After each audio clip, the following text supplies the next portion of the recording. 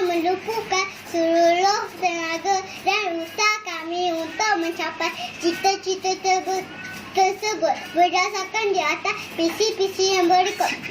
Kepercayaan kepada Tuhan, kesetiaan kepada raja dan negara, keluar lembaga kedaulatan, undang-undang, kesopanan dan kesetiaan. Okey, kita harus puji semangat yang ada kepada adik kecil kita itu. Baiklah, salam bahagia. Kita bersama lagi dalam Ruang Bicara yang dibawakan kepada anda tentunya di Bernama TV. Dan hari ini kita memilih satu topik yang cukup relevan sebenarnya dengan apa yang berlaku. Jadi topik yang kita pilih ialah dilema dekat rukun negara. Dua tetamu yang cukup saya hormati sebenarnya sudah pun berada di studio Ruang Bicara ini bersama dengan saya. Jadi kita ingin mengucapkan setinggi-tinggi terima kasih dan juga selamat datang kepada yang berbahagia Profesor Ulung Datuk Dr. Syamsul Amri Baharudin, iaitu penasihat di Kementerian Perpaduan Negara dan juga merupakan pengerusi Majlis Profesor Negara 2019. Jadi Datuk, apa khabar? Alhamdulillah, sehat adanya. Oi, akhirnya dapat juga bersama dengan Datuk. Lama saya tunggu tu. Wow. Bukan jual mahal tau. Betul-betul. Sibuk. Okey, kita juga ingin mengucapkan selamat datang semula kepada seorang lagi tetamu yang lama sebenarnya tak saya temui. Jadi terima kasih Edin Khoo, iaitu penulis dan juga pengasas pusaka. Jadi Edin, sihat ya? Terima kasih, sehat. Alhamdulillah. Baik. Kita juga ingin memberi ruang dan juga peluang kepada anda seperti biasalah untuk berkongsi pandangan dan juga pendapat berkaitan dengan isu ini. Jadi jangan lupa dua talian seperti biasa kami sediakan kepada anda di 0320 594624 dan juga 0320 594625. Baik, kenapa kita memilih topik ini? Ini bersesuaian sebenarnya dengan sambutan ulang tahun ke-50 Rukun Negara, dan masing-masing mungkin sudah pun mendengar amanat yang telah pun disampaikan oleh Yang Amat Berhormat Perdana Menteri Tan Sri Haji Muhyiddin Yassin.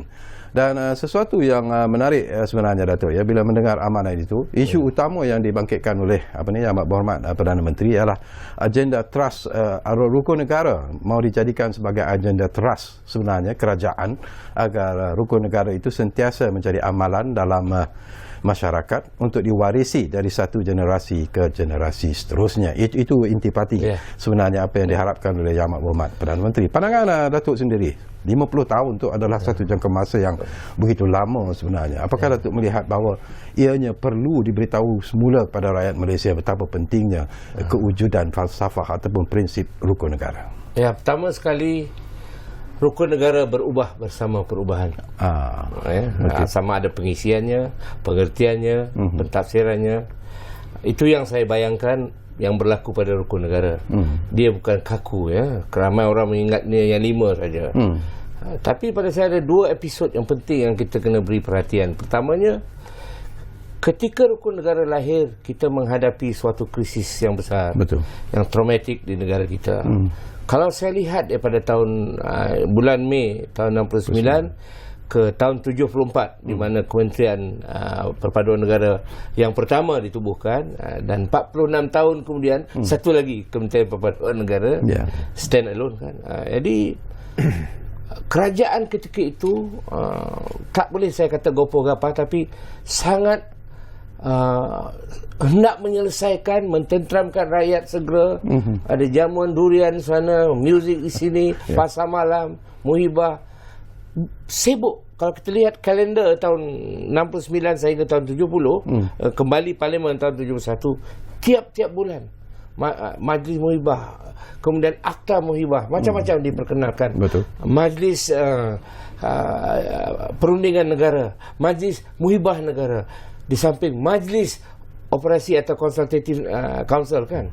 Jadi saya rasa sebenarnya apa yang kita dapat rukun negara ini adalah perkara yang sudah wujud sebelum 13 Mei. Tetapi disaring 5, mengapa tak 9 saya tak tahu, mengapa tak 10. Tapi 5 disaring sebagai yang paling penting untuk menjadi payung kepada segala usaha yang nak menstabilkan keadaan. Jadi episod untuk 5 tahun itu dan rukun negara adalah untuk membina kestabilan. Jadi dan pegangan. Itu sebab dia katakan falsafah. Ada orang kata sebenarnya prinsip, bukan falsafah. Jadi ada yang mengatakan ideologi. Jadi tak apalah, biar mereka berdebat tentang hal ideologi, falsafah atau prinsip. Pada saya, episod itu yang pertama yang kita kena jelas. Macam mana kelahiran rukun negara itu. Dan sekarang pun dah berubah ejaannya, dipisahkan rukun dan negara.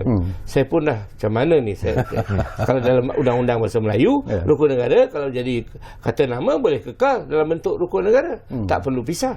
Tapi peraturan memisahkan dua ini, peraturan baru ni tidak mengesankan patutnya noun, proper noun kan, tapi tak tahulah, saya tak pakar bahasa kan. Itu yang pertama.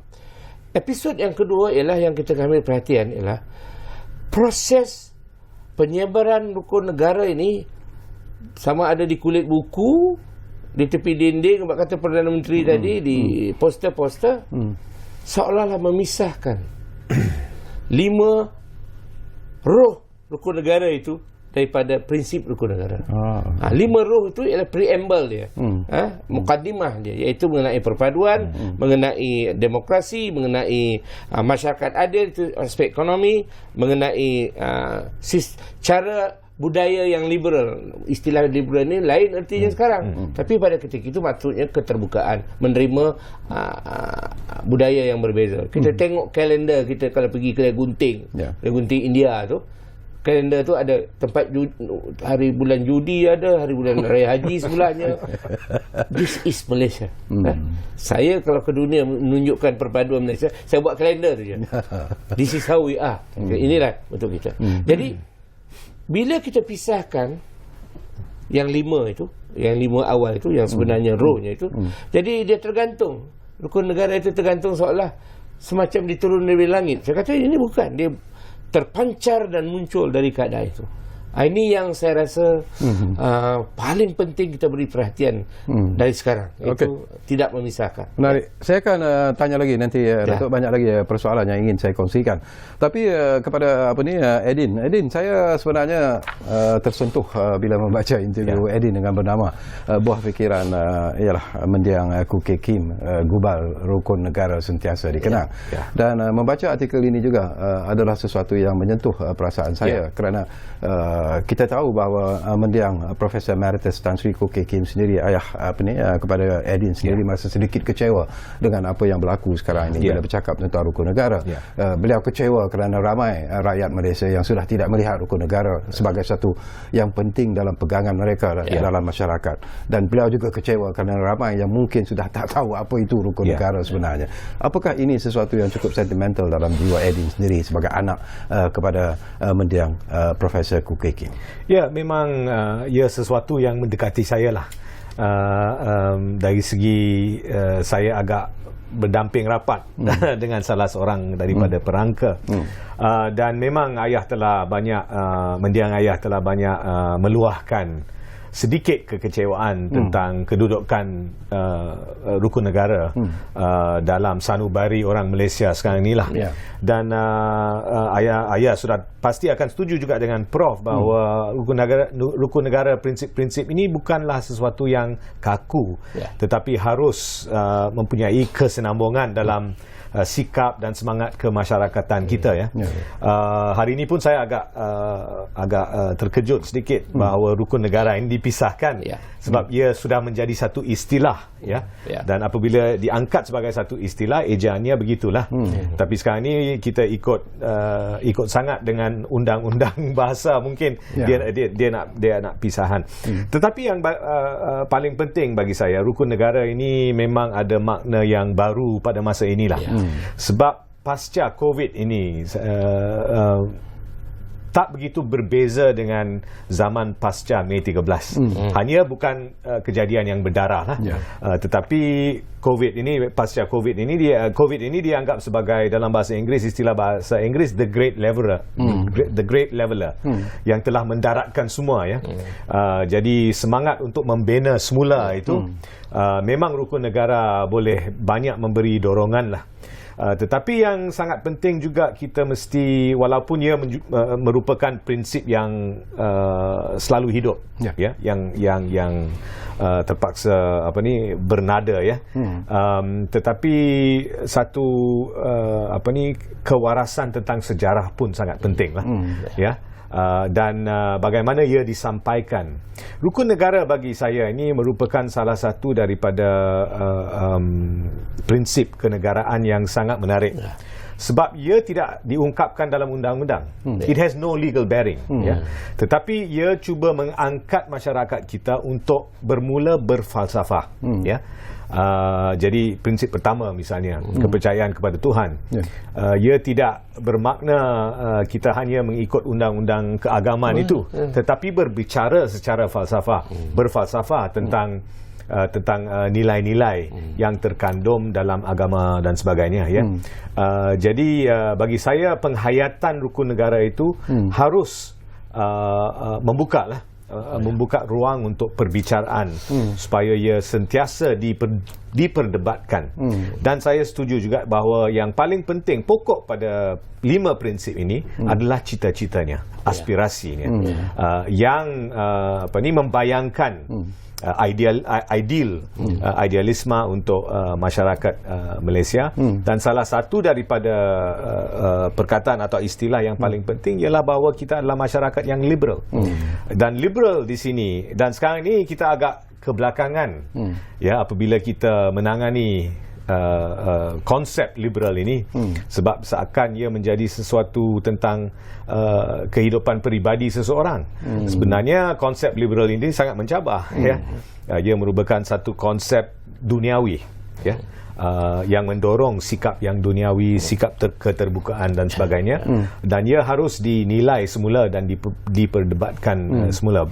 Bukan saja rukun negara, tetapi prakata kepada perlembagaan kita pun mengungkapkan perkataan istilah itu. Okey, saya suka bila Edin sebut tentang istilah aspirasi dan juga istilah liberal itu sendiri, ya, Dato', ya. Apa yang ingin kita ataupun perlu sebenarnya kita lakukan sekarang ini untuk memberi aspirasi kepada rakyat Malaysia bahawa sesungguhnya rukun negara adalah sesuatu prinsip yang harus ada dalam jiwa kita, dalam hati kita, dan juga dalam pergerakan kita sebenarnya.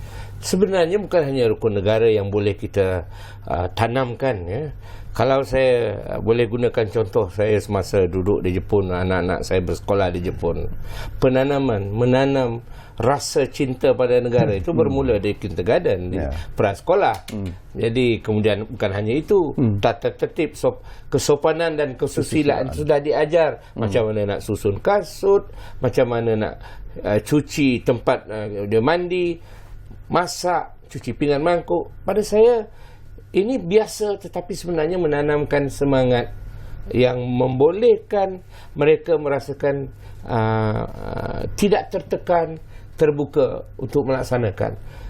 Tengok Olimpik World Cup 2018. Jepun kalah, tapi yang mencuci stadium tu orang Jepun secara sukarela. Ini bila saya tengok tu teringat pada anak-anak di prasekolah yang melakukan perkara yang sama. Jadi pada saya rukun negara ini dan mesti bermula dari sekecil-kecil, semuda-mudanya itu, supaya kita dedahkan, bukan dalam bentuk menyanyi, tapi banyak bentuk lain yang boleh dicipta untuk membolehkan kanak-kanak ini merasakan ini nilai kita. Jadi pada saya di Malaysia ini cabaran yang paling besar menghadapi perpaduan kita ialah kerana kita bermula secara formal mengenai perpaduan ini bila umur dia dah 7 tahun masuk sekolah. Itu pun sekolah berdekla ada, sekolah kebangsaan ada. Jadi pada saya usaha ni mesti memerlukan perombakan struktural yang penting, seperti merangkumi sebagai satu projek inklusif mengenai prasekolah.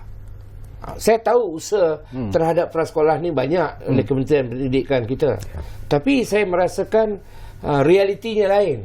Itu belum lagi menyentuh prasekolah oleh Jabatan Agama setiap negeri, dengan taskinya. Jadi kalau kita nak menanamkan rukun negara, pada saya disitulah ia bermula. Kalau sekarang ni menyanyi dan tahulah menyanyi ikrar dan sebagainya ni, ada sebahagiannya dilihat sebagai lakonan saja, ada sebahagian melihat let us get over this quickly. Macam itulah. Jadi tak membayangkan kecintaan itu. Dan saya tidak boleh marah dengan orang yang tidak mencintainya kerana tidak ada usaha yang saya rasakan berkesan untuk membolehkan kecintaan dan aspirasi itu timbul. Menarik. Baik, kita ambil dua panggilan yang ada di talian kita sekarang ini. Yang pertama ialah Ridwan dari Pulau Pinang, sudah pun bersiap sedia sekarang ini. Assalamualaikum, Duan. Ya, Waalaikumsalam. Ya. Assalamualaikum, Cik Sekawi dan ahli panel. Waalaikumsalam. Ya. Okey, soalan saya yang pertama. Tadi Pak ahli panel ada baca apa rukun negara. Kepercayaan kepada Tuhan, kepercayaan kepada raja dan negara, perlembagaan, kedaulatan undang-undang, kesopanan dan kesusilaan. Persoalan saya, kenapa rakyat Malaysia sekarang telah melanggari apa rukun negara ni? Kita tengok di mana-mana saja di Malaysia ni sekian hari mereka telah melanggari 5 rukun negara ni. Okey, itu soalan saya yang pertama. Okey, yang kedua, perkembangan teknologi moden seperti media sosial. Apabila berlaku begini, mereka telah lupa sejarah rakyat Malaysia. Minta ahli panel ulas dalam hal ni. Okey, yang ketiga, saya cadangkan kita ada hari rukun negara diwujudkan bagi tingkatkan perpaduan dalam negara. Minta ahli panel ulas dalam hal ni. Sekian, terima kasih. Wassalam. Baik, terima kasih banyak-banyak Ridwan dari Pulau Pinang. Satu lagi panggilan ada di talian kita. Abdullah Osman dari Seremban Negeri Sembilan. Assalamualaikum, Cik Abdullah. Waalaikumsalam. Saya kami dan juga ahli panel. Ya. Ni minta pandangan ahli panel lah. Rukun negara betul kita hafal dan itu pun jika ada perhimpunan dan jika untuk temuduga. Lepas tu kita lupa atau dilupakan. Hampir 50 tahun rukun negara diperkenalkan, tapi apa kesannya? Dan lagi rukun negara ni dilihat pemimpin dan ketua masih lagi seolah-olah mengkhianati rukun negara itu sendiri. Salah guna kuasa, rasuah dan sebagainya. Dan semangat cintakan negara pun kurang. Umpamanya kalau di umat Islam lah, membaca Quran bukan main lagi, bukan main cantik lagi dengan dengung dengan apanya, tapi amalnya tak nampak. Begitu juga rukun negara. Apa pandangan Tuan? Sampai bila kita nak berubah? So, kalau macam ni lah. Terima kasih. Okey, terima kasih banyak-banyak Encik Abdullah Osman dari Seremban Negeri Sembilan. Persoalan-persoalan yang semakin menarik sebenarnya dibangkitkan oleh pemanggil kita. Jadi kepada anda, kita akan berehat dulu buat seketika, tetapi gunakanlah kesempatan yang baik ini untuk memberi pandangan dan juga pendapat ataupun bertanya apa saja berkaitan dengan topik yang sedang kita bincangkan ini di ruang bicara 0320-594624, 0320-594625 telah pun kami buka kepada anda. Kita rehat dulu.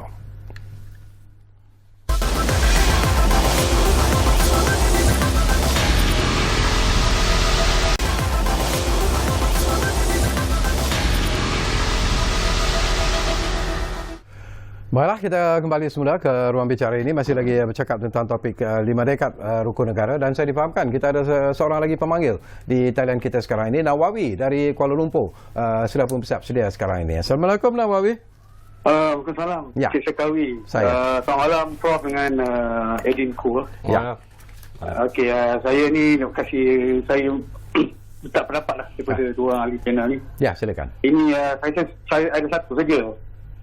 Saya ni boleh katakan mati politik juga lah. Okey, sekarang yang banyak buat huru-hara Malaysia ni saya rasa ahli politik. Kerana tindakan mereka kadang-kadang tidak tidak mengikut undang, melanggar undang saja, itu saja. Dan dia ada tindakan pun dilakukan oleh pihak berkuasa. Jadi itu yang masyarakat bersama huru-hara. Apa pendapat ahli panel? Terima kasih. Okey, menarik apa ni Nawawi dari Kuala Lumpur. Ada lagi seorang lagi pemanggil di talian kita, Ben dari Kuala Lumpur ada di talian kita. Halo Ben. Saya Sakawi. Ya, saya. Dan selamat malam kepada ahli panel. Saya ada soalan untuk Profesor.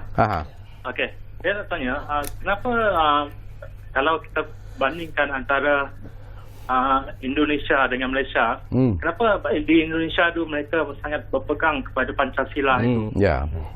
Berbeza dengan Malaysia, dengan rukun negara tu mereka macam tak ada apa-apa begitu. Okey, Terima kasih. Baik, terima kasih banyak-banyak Ben dari Kuala Lumpur. Satu lagi soalan yang cukup menarik sebenarnya. Banyak soalan yang nak kena jawab ni. Jadi tak tahulah siapa dulu yang nak respon kepada mungkin Edin. Ya, saya sebenarnya sangat tertarik. Ia merupakan soalan-soalan yang sangat tajam sebenarnya.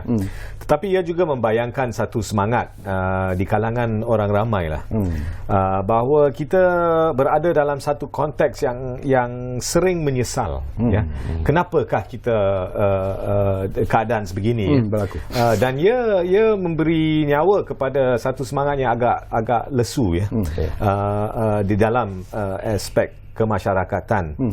Sebenarnya bagi saya dan saya telah banyak berbicara tentang ini, kita harus menangani isu semangat rukun negara ini dengan cara yang agak kreatif dan imajinatif lah. Ya. Kita tak harus mengamalkan satu gaya Soviet ya dalam yang agak didaktik untuk menghafal prinsip dan sebagainya. Bagi saya memang sekolah memainkan peranan, tetapi sekolah hanya sebahagian daripada itu. Satu aspek tentang pendidikan halayak ramai lah, public education. Ini sangat penting ya. Kita harus dididik di merata tempat ya. Satu proses penyisihan memang telah berlaku, alienation dengan rukun negara, sebab setiap kali kita hanya menghafal dan melafazkan di sekolah, di bawah buku teks dan sebagainya. Malahan ia harus dihayati ya. Ia merupakan satu aspek yang harus dihayati. Soalan tentang Indonesia itu agak menarik sebab memang perangka rukun negara termasuk Tan Sri Ghazali Syafi'i pada masa itu mereka telah merujuk kepada Pancasila ya. Ia agak juga satu zaman politik yang agak menarik lah setelah konfrontasi bagaimana Malaysia dengan Indonesia dan terutamanya persahabatan di antara Ghazali Syafi'i dengan Adam Malik ya, di satu sintesis telah berlaku. Tetapi kita harus memahami bahawa Indonesia itu adalah satu masyarakat berevolusioner ya. Sejarah penghayatan sejarahnya agak berbeza ya. Bagi Malaysia kita lebih liberal, kita lebih terbuka dalam cara dan pendekatan kita terhadap aspek-aspek seperti rukun negara. Tetapi bagi saya ialah kita harus membukakan ruang untuk lebih perbicaraan yang lebih mendalam dan juga yang mencapai apa yang tujuan perangka-perangka rukun negara itu ialah untuk memberi satu peningkatan perdebatan, perbicaraan ke tahap berfalsafah ya. Betul. Harus berlaku. Okey, respon daripada Datuk sendiri daripada soalan-soalan yang dikemukakan oleh pemanggil-pemanggil kita. Soalan-soalan ini mengkerangkakan soalan ini seperti melihat rukun negara itu satu aturan moral. Mesti ikut. Macam rukun Islam 5 perkara lah. Tak ikut dosa. Digunakan perkataan menlanggari, mengkhianati. Ini adalah persepsi yang melihat rukun negara ini seolah-olah satu rukun yang semua orang kena ikut. Timbul soal korupsi. Jadi rukun negara ini macam satu payung kepada segala benda yang kita nak buat di negara ini. Pada saya itu tak tepat. Itu bukan rukun negara. Itu syahari peribadi, individu, keluarga dan komuniti. Ini dia komponen yang paling penting yang menentukan moral standing itu dan juga moral values itu ya, nilai moral itu. Rukun negara ini memberikan kita kerangka prinsip bergerak untuk menjadi wahana, vehicle to achieve, untuk mencapai perpaduan. Itu yang pertama sekali. Jadi kalau kita ambil dia luar terus bawa keluar, ini bahayanya bila kita lancar yang 5 tapi kita tak tahu yang 5 lagi di depan. Jadi bila tak tahu yang 5 lagi di depan, yang 5 di belakang ni lagi macam dia. Dia lagi tak ada tak ada ekor lah. Jadi ini yang saya dapat faham daripada soalan. Kerana soalan ni tentang rasuah, tentang pengkhianatan. Saya kata macam mana saya nak jawab ni? Kerana ini kan saya kena keluar hadis pula ni saya kata. Jadi pada saya ada elemen itu, elemen moralistik yang sangat mendalam yang disangkutkan kepada rukun negara. Saya rasa tak patutlah. Kerana bukan itu tujuan asalnya. Tujuan asalnya kita ada krisis.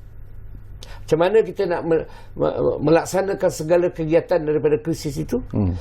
Apa dia falsafah, apa dia prinsip untuk menyelesaikan krisis itu? Bila apa ni Datuk sebut tentang krisis dan bila Datuk sebut tentang wujudnya, ini kita tahu dalam sejarah pun sudah pun tercatat bahawa wujudnya rukun negara ini adalah akibat daripada berlakunya peristiwa hitam 13 Mei 69.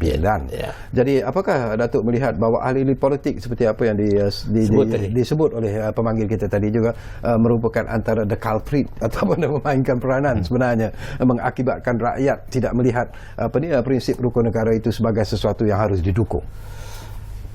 Itu kita mencari siapa yang salah. Jadi tujuan saya berbincang ini bukan untuk mencari siapa yang salah.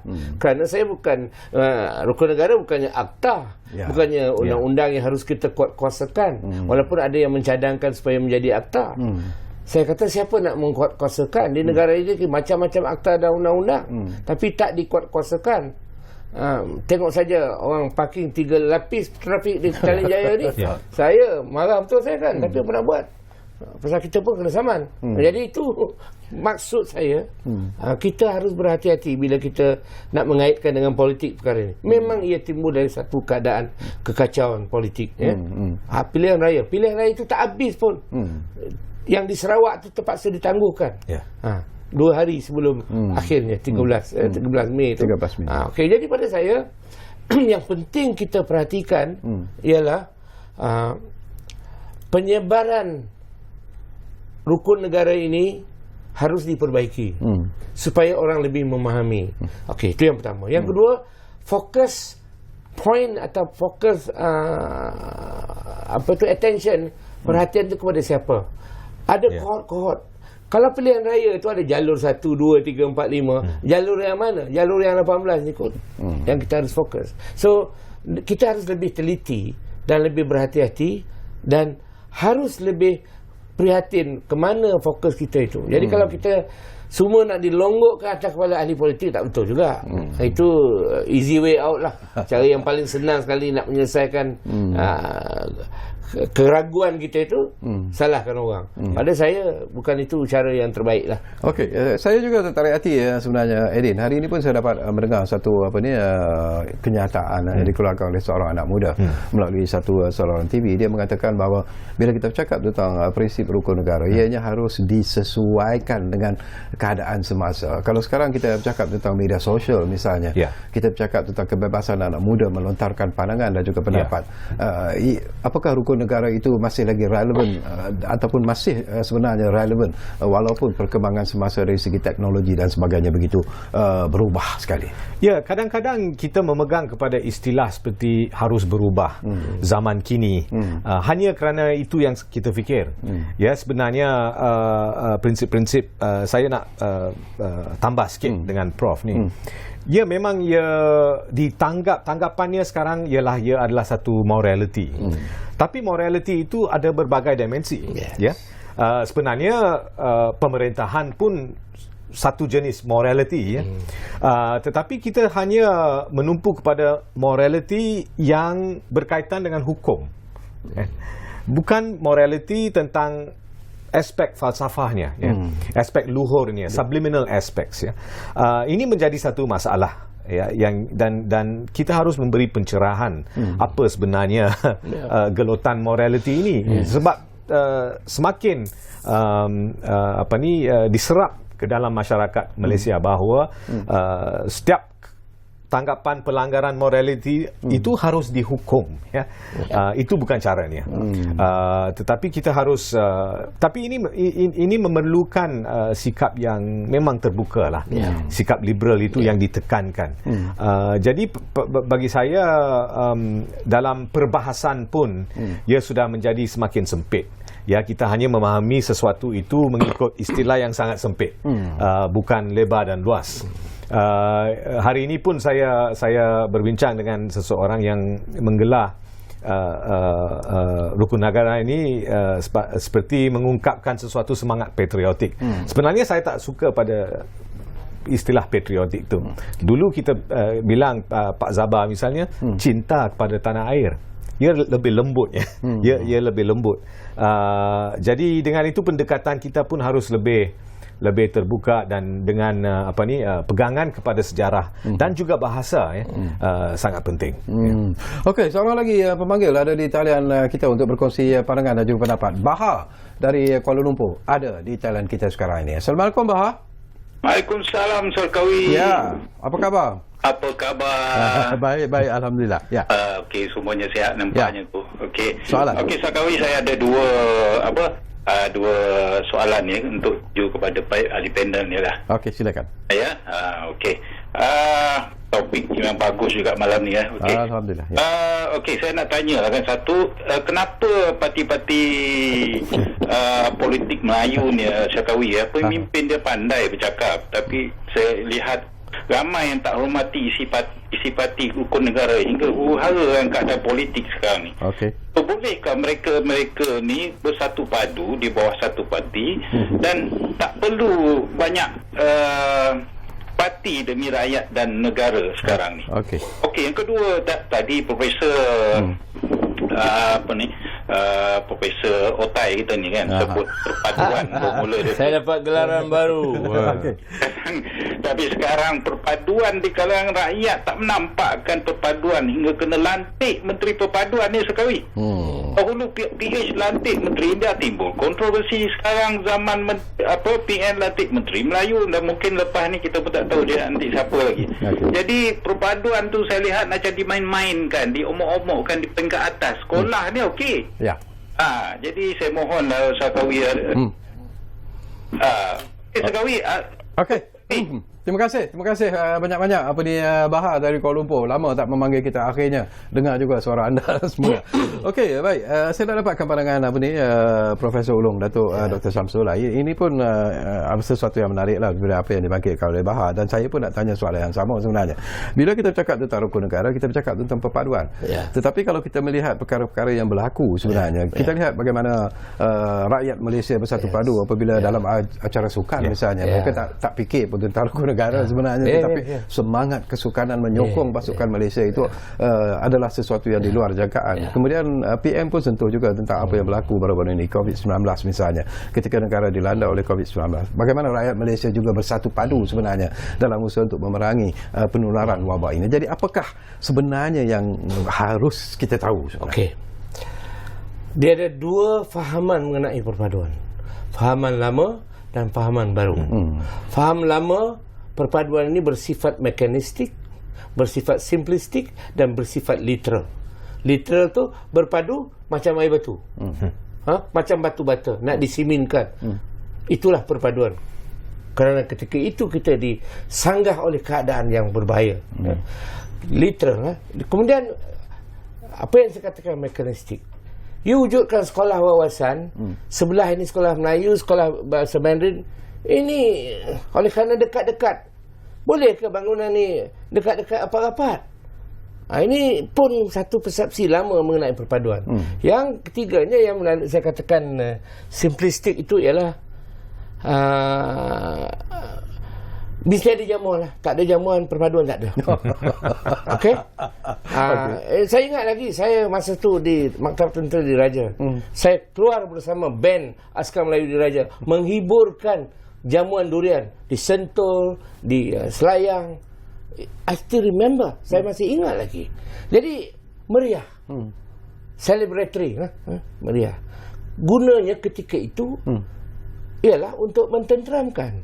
Saya faham kefahaman lama perpaduan itu mewujudkan ketenteraman. Tetapi setelah 50 tahun, kita masih lagi menggunakan istilah yang sama perpaduan, tetapi kita tengok perpecahan, kita tengok perbalahan. Jadi yang sebenarnya di Malaysia ini ada 3 perkataan keramat mengenai perpaduan. Perpaduan yang diidamkan, kesepaduan yang dicapai, penyatu paduan yang diusahai. Ini dia yang berlaku. Okay. Saudara beri contoh. Saya beri contoh Lindan lawan kawan kita lah, pemain badminton kita terkenal, Chong Wei. Saya duduk Seremban. Pada hari Chong Wei lawan Lindan tu, Seremban kosong, tak ada orang. Betul. Kedai TV penuh. Sebab TV rumah saya kecil kan, saya kena pergi kedai TV, tengok TV yang besar, setengah bilik tu. Pada saya, there are moments of unity, there are moments of difference. Take a family, husband and wife. You think they smile, dia ketawa tiap hari, senyum, sayang. No. Berapa kali sekali dia berkelahi, air dia tak cukup, tak panas, gula air tak manis atau terlampau banyak gula. Perpaduan mimics reality. Jadi itu yang saya bayangkan. Tetapi walaupun kita tak setuju, ada satu perkara yang penting di Malaysia ini yang mewujudkan kesepaduan. We agree to disagree. The word is agree. We agree to agree.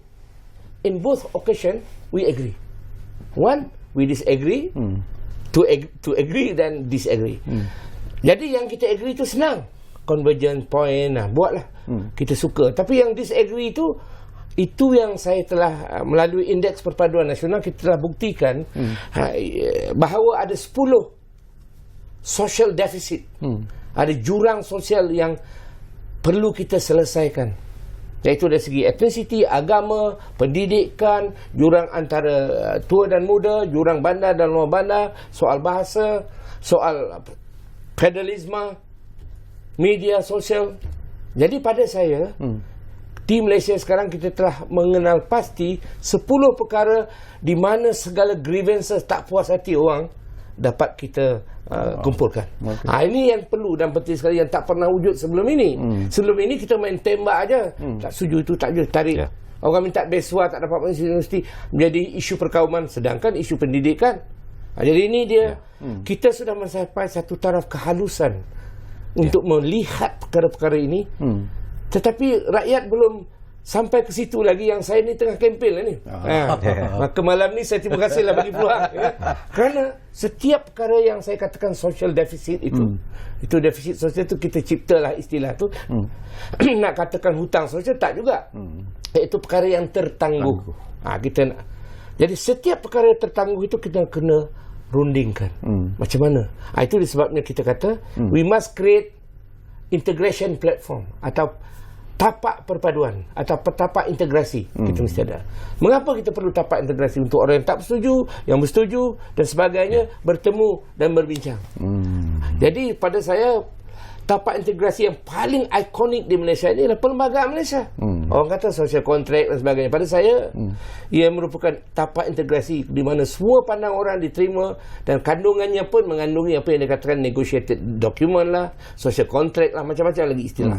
Jadi 3 prinsip untuk integrasi, iaitu bargaining, negotiation and mediation. Iaitu tawar-menawar, perundingan dan mediasi. Mediasi ini bila tak boleh dua pihak, tak boleh berunding, yang ketiga. Barulah penyatu paduan itu dapat diusahakan. Itu sebabnya 3 perkataan. Perpaduan yang diidamkan, kesepaduan yang dicapai, penyatu paduan yang diusahakan. Menarik. Dan kita berehat buat kali terakhir. Tetapi sebelum itu saya tahu Edin juga ingin menambah dari apa yang disebut oleh Datuk. Tapi Edin, sabar dulu. Kita rehat buat seketika. Kembali nanti saya bagi peluang pada Edin juga untuk menambah apa yang dikatakan oleh Profesor Ulung, Datuk Dr. Syamsul Amri Baharudin. Kita rehat dulu.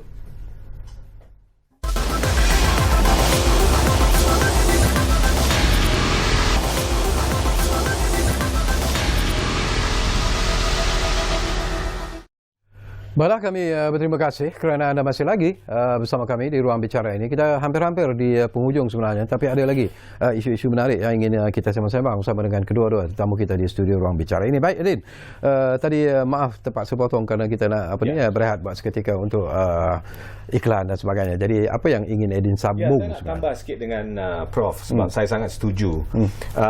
Tetapi sebenarnya dalam pengalaman saya sebagai seorang penulis, peneroka budaya dan sebagainya, ke setiap ufuk negara ini, sebenarnya asas perpaduan kita memang kuat. Memang kuat. Dan ia adalah asas perpaduan yang muncul hasil daripada hakikat sejarah kebudayaan kita. Kita harus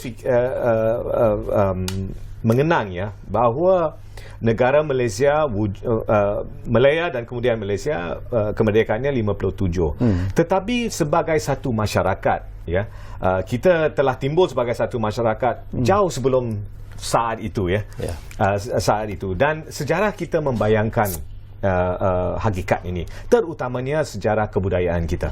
So kita harus tumpu kepada kebudayaan. Sekarang ni ada fenomenon baru yang memberi sedikit punya kekacauan lah kepada fikiran seperti ini. Kita banyak terperangkap dalam bahasa dan fikiran tentang hak. Dan hasil daripada itu selama 40 tahun dan 30-40 tahun tu, satu semangat kemangsaan telah pun membenih di dalam masyarakat kita.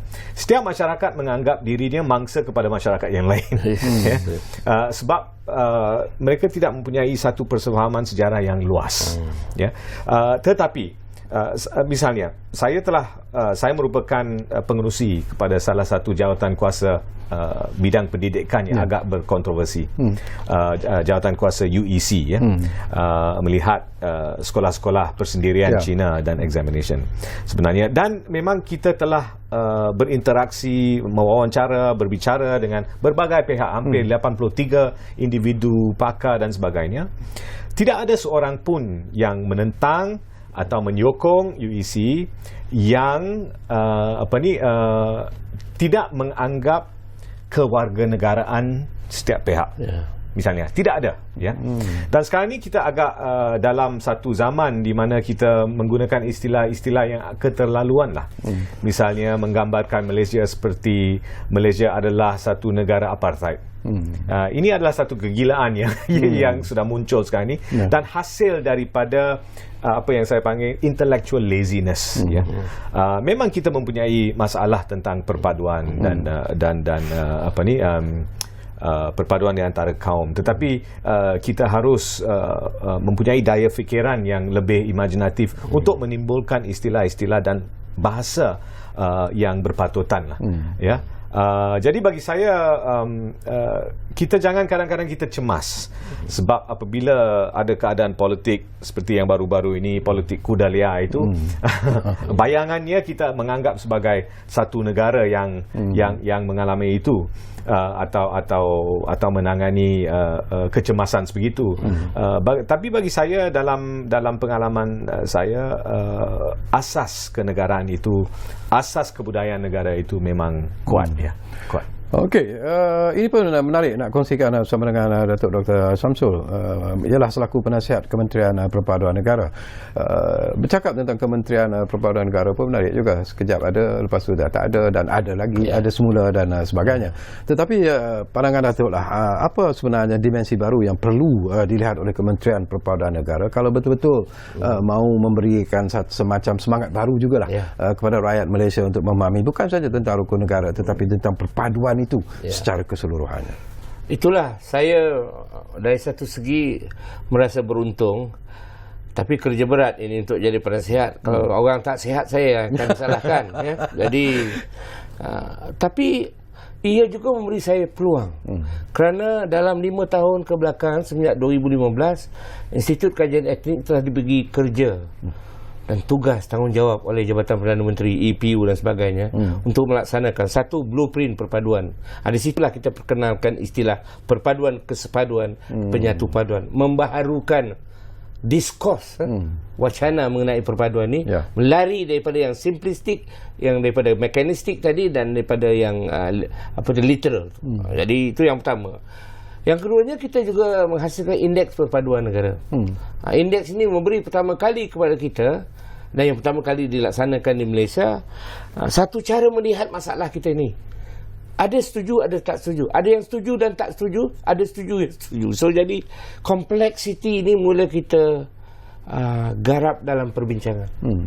Dan juga tentang integration platform, bargaining, negotiation. Ini semua perkara yang memang ada dalam masyarakat, tetapi kita tidak ungkapkan sehingga membolehkan kita memahami proses diri yang kita lalui itu. Ini yang perlu kita didik. Jadi rukun negara itu adalah sebahagian daripada untuk mengungkapkan perpaduan ini. Rukun negara itu adalah salah satu daripada tiang serinya.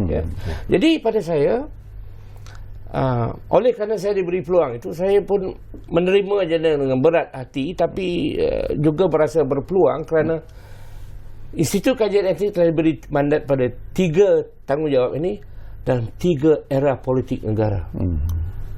Jadi bukan semua orang dapat tanggungjawab dalam 3 era politik negara.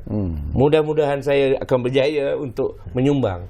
Jadi dari segi itu saya melihat, kalau Kementerian Perpaduan Negara hari ini dapat memperkasakan dokumen dasar yang kita telah buat, yang dipersetujui oleh 3 era ini. Setiapnya satu era, BN setuju yang ini, PH setuju yang ini, sekarang PN nak melaksana. Saya rasa inilah yang paling indah pada saya, kerana sudah ada kesekataan dalam melihat perpaduan itu dan harus diselesaikan. Jadi itu tanggungjawab kementerian, dan adalah juga tanggungjawab saya untuk sama-sama berkongsi dan memikirkan dan mengajak orang ramai berbincang. Itu sebabnya dicipta satu kumpulan pemikir dalam dalam kementerian itu untuk berdebat saja, tak ada kerja lain, berbincang. Aku tak setuju ni, saya tak setuju ni, istilah ni tak bagus. Ini istilah lapuk. Jadi ini teori yang terlalu resis, tak boleh. Jadi kita bincang. Kerana tanpa perbincangan itu tak jadi kita. Jadi pada saya, perpaduan ni seperti kata Edin tadi, memang sudah ada bersemarak di seluruh manusia, dalam konteks kita di Malaysia. Kerana ia yang berpegang pada 3 perkara, iaitu individu, fokus, family. Ini family kita tinggalkan dalam membincang penat negara. Sedangkan family inilah yang membentuk peribadi anak-anak ni umumnya. Dan community lah yang membentuk, dan family ini untuk jadi satu community, Melayu ke, Cina, India ke, ataupun yang bersepadu ke, community ni. Ini masih kuat di negara kita. Jadi pada saya ni optimistik kan. Jadi saya melihat negara kita ini, apabila berlaku pilihan raya 2018, di 10 negara lain berlaku keganasan, tidak di Malaysia. Ini perkara ini kita kena terimalah. Orang Malaysia susah nak puji diri sendiri lah. Itu yang saya dapati, sangat susah. Saya nak tambah sedikit dengan Prof ni. Misalnya wayang kulit, wayang kulit Melayu. Wayang kulit Melayu itu bukan tiruan daripada India. Ia hasil daripada penyerapan satu tradisi hikayat yang merantau hingga sampai misalnya ke Kelantan dan disuburi oleh orang Melayu, dan penjelmaannya ialah budaya Melayu. Dihayati oleh semua orang Kelantan termasuk orang Cina. Tapi kita janganlah haramkan wayang kulit. Macam mana kita dapat menghayati kompleksiti kebudayaan itu. Yang lagi satu tentang kementerian. Saya fikir pada masa ini masalahnya bukan kita ada kementerian ke, kita tidak ada kementerian ke. Indeks dan blueprint Prof misalnya sangat mendalam. Tetapi sekarang ni ialah strategi. Apakah strateginya? Bagaimana kita dapat menyuburi setiap plan dan indeks, kalau dia terlalu tertekan dari atas, ia akan sekali lagi lah proses penyisihan, alienation ni akan berlaku. Jadi yang pentingnya kita harus fikir tentang strategi. Dan bagi saya lah, kebudayaan Malaysia ini memang sudah lama wujud, dan kita harus membina daripada asas itu. Okey, sebelum kita berpisah, tak ada masa banyak lagi. Saya dah dapatkan pandangan daripada Saudara Edin, sebelum kita berpisah, Edin, ya. Ini satu soalan yang mungkin a bit sentimental lah. Selagi hayat di kandung badan, kita tahu Edin masih lagi ada semangat sebenarnya mengharapkan sesuatu, melihat daripada apa yang telah pun dilakukan oleh mendiang Profesor Emeritus Tan Sri Yeko Kim. Dia antara mereka yang antara tokoh yang menggubal rukun negara itu. Kemudiannya dia merasa kecewa dengan apa yang berlaku.